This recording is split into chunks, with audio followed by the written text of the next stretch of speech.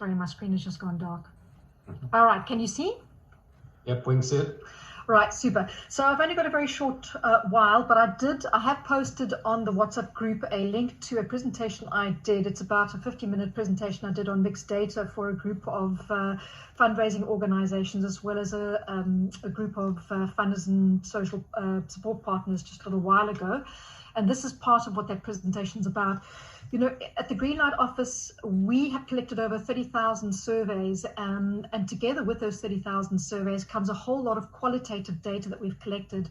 And we've had, over the last 5 years, a number of organizations who say, but surely the quantitative data, the numbers is good enough. Surely the numbers tell enough of a story that we don't need the qualitative data. And so I wanted to just show you why the qualitative data is so important and what you're missing out if you think about not using qualitative data, but the value that it brings to you. So quantitative data, which is your numerical stuff, it's stuff that can be counted or measured, is really easy to count and analyze, and that's why everybody loves it. The accountants love it, the numbers people love it, your funders love it. It's comparable, it can be generalized, it's consistent, it's reliable, and it's wonderfully to be used for stats. But it doesn't talk to context, and it doesn't talk to scenarios. And it really doesn't help to explain what complex issues are actually happening behind number data. Whereas qualitative data gives you a really good understanding around descriptions. It complements your quantitative data. It explains complex issues, and it's really, really good for gathering sensitive data.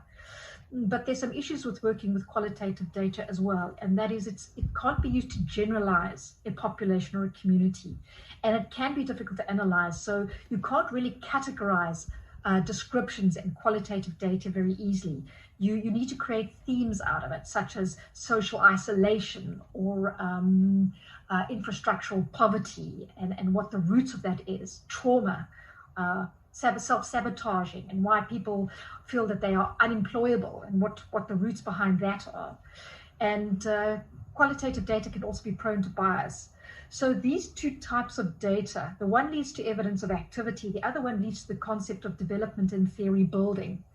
And if you add the value of qualitative data, you'll suddenly find that it brings a blended set of insights to your understanding about what is really happening on the ground. And I gave some examples in the last session that was run for the Stoplight team about some of the case studies that we found, and I'm not going to do them again. Sorry, I'm just going to skip past some of these here. The one I just want to remind you about was this Fair Trade Trust, the chili farm outside of Malmesbury here in the Cape where I live. There was a baseline and a 12-month set of surveys that was done, and we found that the scores had moved from 26 greens to 39 greens over 1 year, but yet no programs were run. And we wanted to understand why. If we hadn't gone and gathered the qualitative data at the same time as we gathered the quantitative data, we would not have understood what actually changed and the reason for that change. And the reason for that change basically was Fair Trade Trust, the organization who was employing these chili farm workers, they held these employees in a nurturing environment, in a safe container that allowed them then to take risks once they realized what it is that they needed to do.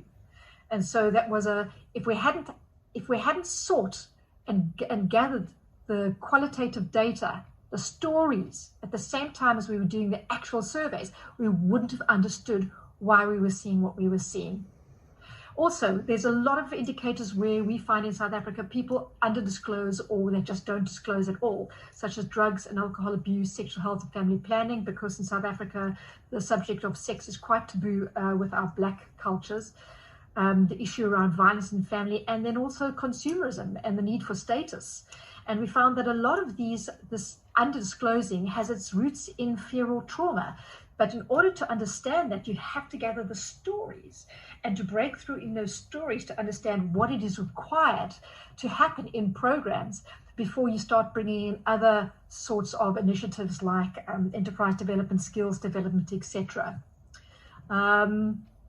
So collecting this quantitative data like I'm showing you now on my screen, which gives you the numbers, gives you one set of data. But if you don't collect the stories behind it, you'll never understand why and how those numbers came about. Why is it that somebody managed to change some of their reds really quickly, and others, you have the yellows that are lagging, and it takes a long time for those yellows to change to green, if ever. We need to know the qualitative data behind it in order to be able to then prioritize engagement and tweak programs so that you're getting optimal impact. The whole thing with numbers is very frustrating. So for example, if you're trying to give somebody access to a resource, so you provide 1,000 households with a new library in a particular area. So you feel very proud of yourself, you've got that information, but have they actually used that resource? You might go and train 75 youths on 6-month course, treating them to knowledge and skills, such as entrepreneur training. The question is, afterwards, after you've patted yourself on the back for running that course and getting so many youth through a program, do you know if behavior has actually changed? You might go and provide 10 mango microfarmers with 2 hectares of land each so they can go and farm mangoes. So you're giving them ownership. You're assigning land to these microfarmers. Yay, that's fantastic. But if you go and look back at what actually happened once you've done that, was responsibility actually taken? And how did they change their lives? The how and the why behind the what becomes really, really important. And in this way, we've shown that in South Africa, we're starting to understand how we need to empower our entrepreneurs better through those stories, how we need to be empowering youth because the kind of conflicts and problems they're experiencing. And so we're picking up all of these impact stories that explains the numbers and gets us to understand that if we start building the key points coming from these stories, we'll see the numbers start to respond accordingly. So the organizations that are collecting both types of data in South Africa are understanding the why of it, are understanding behavior and the choices behind why people are doing what they're doing. It's helping them to design